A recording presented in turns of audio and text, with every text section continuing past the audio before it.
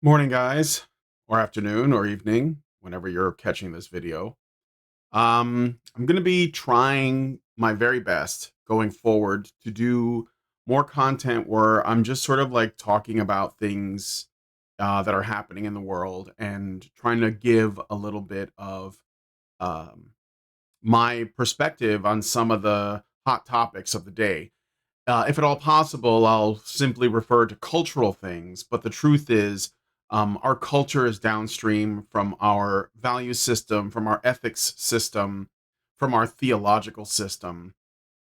And so we have to look at the world as it is in order to understand what cultural things need to change so that we can have a healthier culture.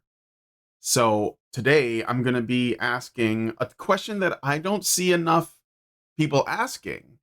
So obviously, there's been a lot of political division and there's been a lot of antagonism going on in the world in general, and I see a lot of it. There's a blind spot that people are not talking about, and I want them to talk about it more because I think it's absolutely crucial to talk about, and that is the way this is split in terms of gender. When people think about political violence, they almost always, or any kind of violence for that matter, they almost always land on it being sort of like a given that it's men. And because men are the larger, stronger, more, let's say, assertive sex, then it is presumed that when violence happens, it's men that are doing it. But what people don't want to see or can't see or don't want to admit is that women are a big part of this. And it comes back to something fundamentally theological. The idea that men may be the people who act in the world, but women ask the question.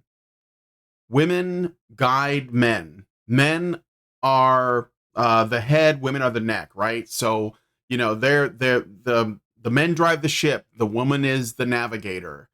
And so if women if their actions can be seen as violent in the sense that they can direct violence or use proxy violence, then we can kind of like get a better picture of how everything that's happening in our society right now, all of the murder and all of the celebration of said murder is going on. You can see where it's coming from and get maybe a clearer picture of why things are the way they are. And maybe we can use this information to come up with better solutions to these problems. Because I think right now, we're just seeing it simply as like a political dispute or a difference in opinion on something, and I think that there's something else that needs to be a part of that. Again, I'm not here to prescribe a solution.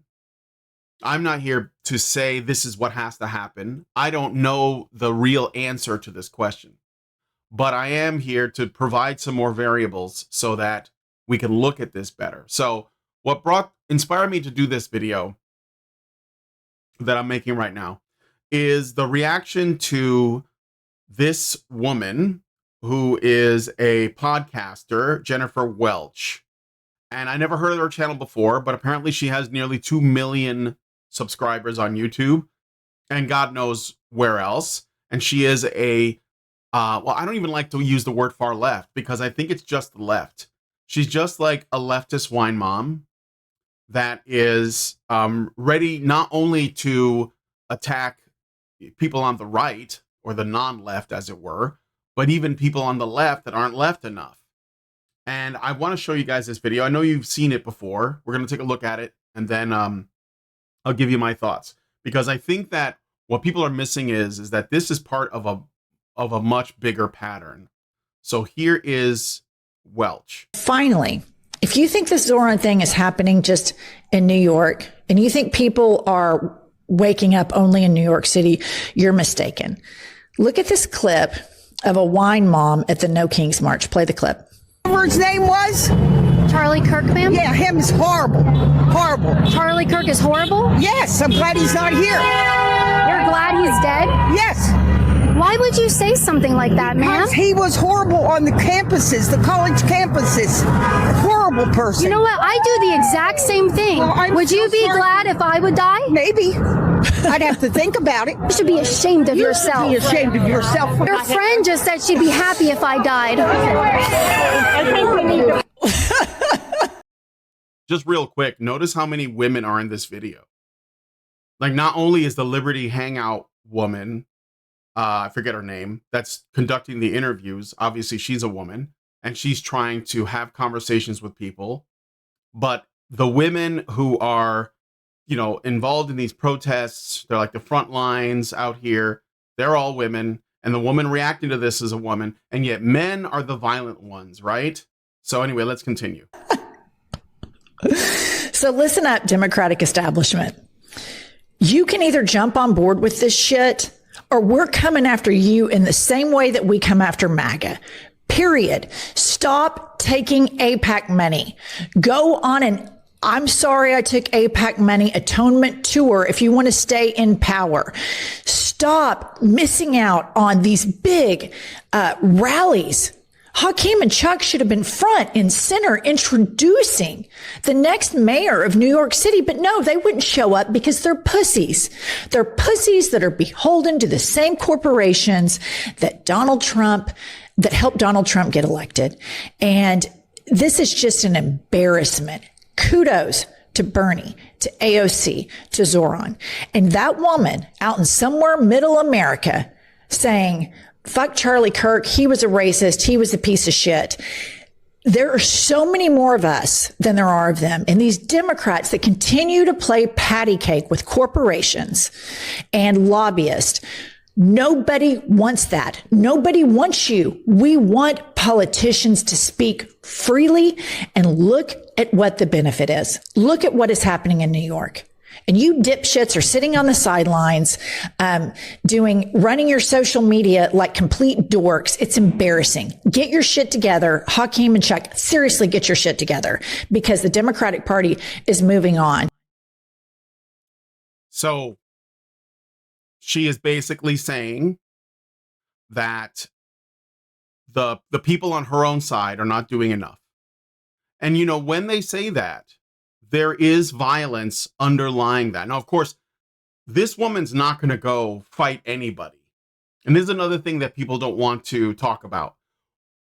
Women with their full face and their full name out here on the internet can essentially call for radical, violent, extremist change with no consequences, or at least no real consequences, because they're women. Because we don't take what they say seriously enough. We should. And we should understand that proxy violence, you know, like obviously people who commit violence should be, you know, prosecuted, whatever. But we have laws in place for all that stuff already. But to act as though it comes out of nowhere is a little bit naive, okay? So that's just one example. But I have more. And I want to look at as many as I can.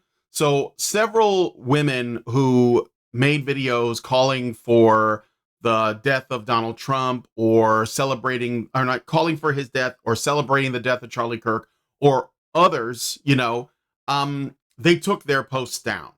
Maybe they did it because they were told to. Maybe they did it because they wanted to save their jobs. But it doesn't matter. They were up there, and there's still a lot that's been, I guess you could say, archived.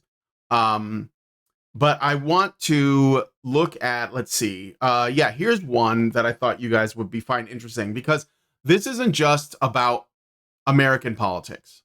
Okay, this is what I'm saying is we would be really remiss if we didn't understand that women have tremendous power to influence people. And it's actually, I think, where their strength is at. Which is why, like, archetypically, we say, woman asks the question, right? If a woman says, you know, I'm hungry, or I need shelter, or I don't feel safe, then men and other women respond to that. And we're like, okay, well, we got to do something, right? This is an evolved trait. So that means that women, with bad intentions can exploit that, and we would, it would be stupid of us to pretend as though that doesn't exist. And this is the thing that feminism convinces you of, is that women have no power, right? And that's a lie. So here is a female RSF commander ordering soldiers that they go to Port Sudan, kill the men, and rape the women. And it's a woman calling for the rape of other women.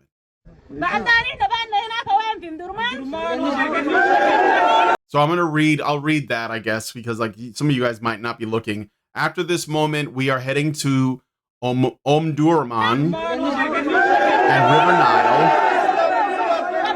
and Port Sudan. Port Sudan. We want those in Port Sudan to jump into the sea so the fish would eat them. The northern state is something else. You all will head there only for the women. The northern state, you will head there only for the women. Go cleanse their lineage.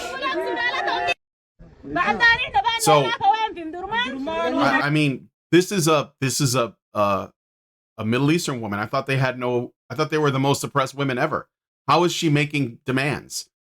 How is she able to rally a bunch of men around her and get them to cheer? I thought that the women, especially not in the first world, were the ones that were the worst off. It's almost like we have a blind spot about this stuff. Here's another one. This is on CNN. And this is a couple of women, again, calling for violence. Or at least excusing it. No, it absolutely doesn't work. I'm from the hood, okay? So when a bully comes, like, if there are no rules, you literally... It's a little bit low, I'm sorry, but this woman is saying she's from the hood. Okay. We have to figure it out. So Donald Trump has changed things, and people trying to do what's always been done is not going to work.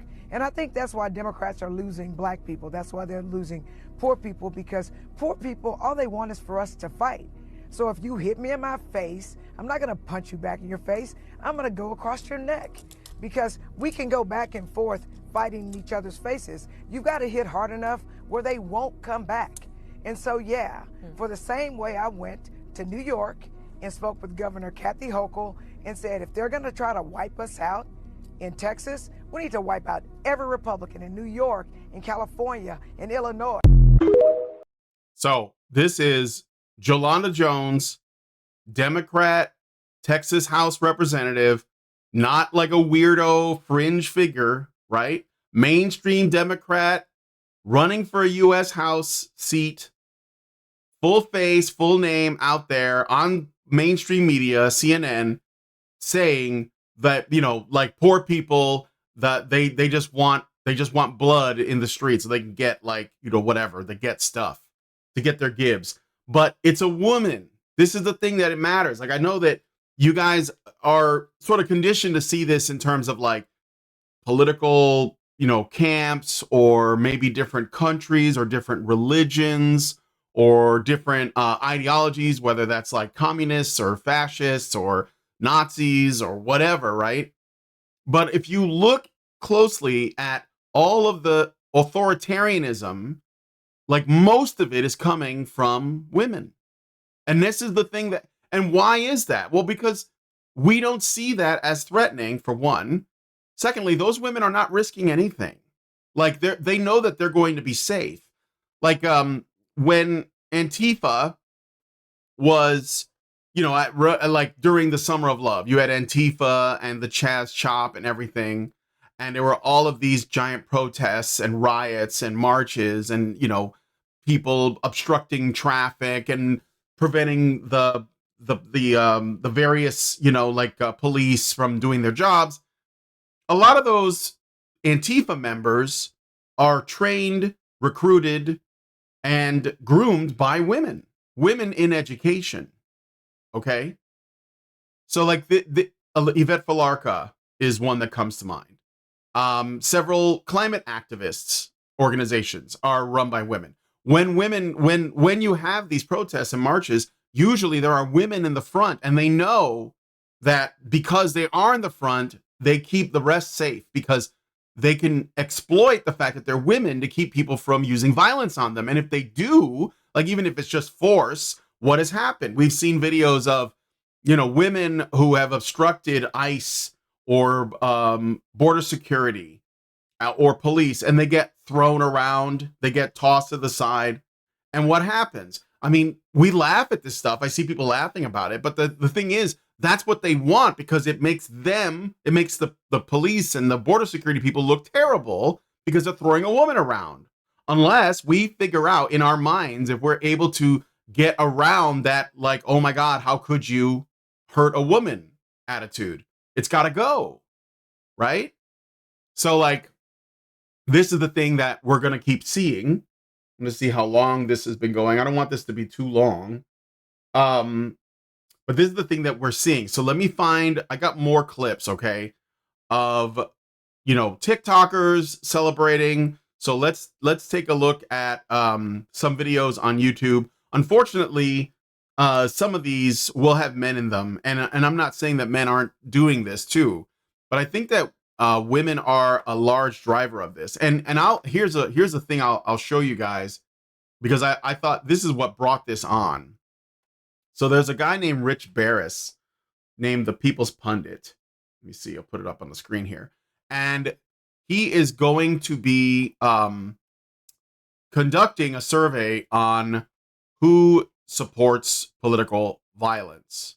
So I got this one from Meredith G, who is a supporter over at Honey Badger Radio, where I mostly work. And she said, Richard Barris, the People's Pundit, is doing a poll on political violence. So it's not finished yet.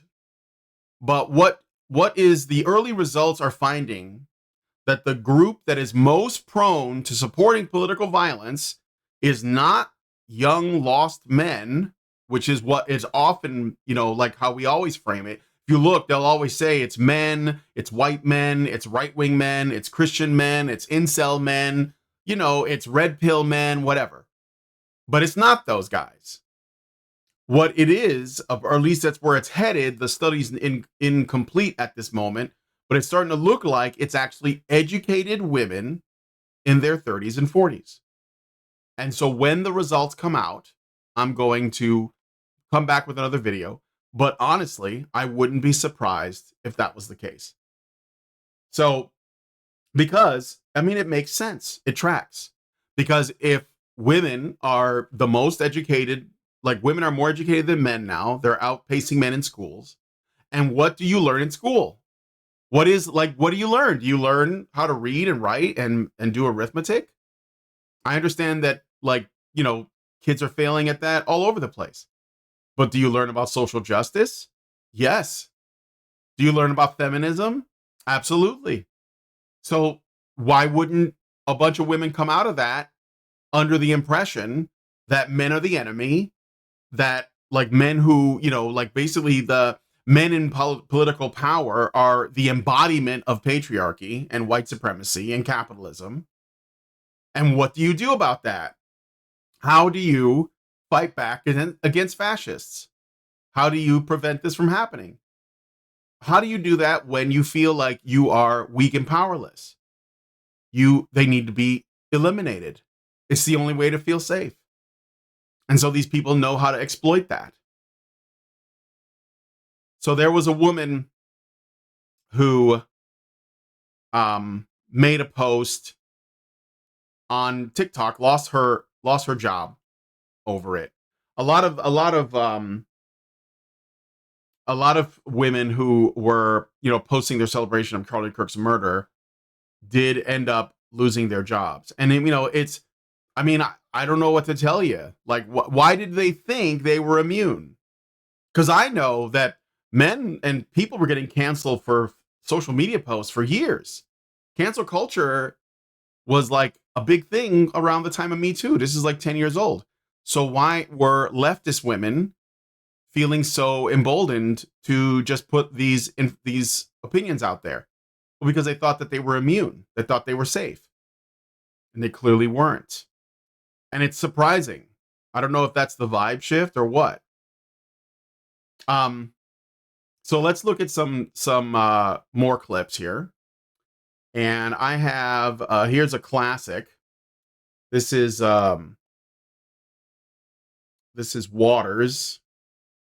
And it's just so you know how old this If is. we can't protect the children, we can't protect anybody. If you see anybody from that cabinet in a restaurant, in a department store, at a gasoline station, you get out and you create a crowd. And you push back on them. And you tell them they're not welcome. So Maxine Waters, despite everything, is still a woman technically. I don't mean to rag on her, but she's not what people think of when they think of women, but she is a woman and she is doing that. Here is another clip. This one, I couldn't find it in oscillation. A lot of these clips were removed from the internet for whatever reason. So I had to find them in other people's videos. This is Allie Beth Stuckley, who I'm not a big fan of, but she does point this out. So here's a clip. If you had to be stuck in an elevator with either President Trump, Mike Pence, or Jeff Sessions, who would it be? Does one of us have to come out alive? Press always asks me, don't I? So you can just joke about that. I mean, you can joke. That's like a daytime talk show. Like, I don't know. Does anyone not think that? I mean, I know that we've already seen these clips and reacted to them, but do we see the pattern? I mean, yes, there are definitely men that are a part of this too. No, I think that ultimately the problem is the white knights that do this, either because they're personally trying to benefit from it or because they're like true believers. But I don't think anyone has a problem seeing that. We don't have a problem seeing the men calling for violence or celebrating violence. We seem to have a problem seeing how many women there are, like the scale of it. And it comes down to the fact that there's no accountability. So when there's no accountability, women feel safe to just say whatever, advocate whatever, or even act on it. I mean, do you remember when they were, telling women to poison their husbands if they didn't vote their way? That was like a big thing. It's evil. It's evil, and no one wants to see it as evil because we don't dare see women as evil. All right, here's another one.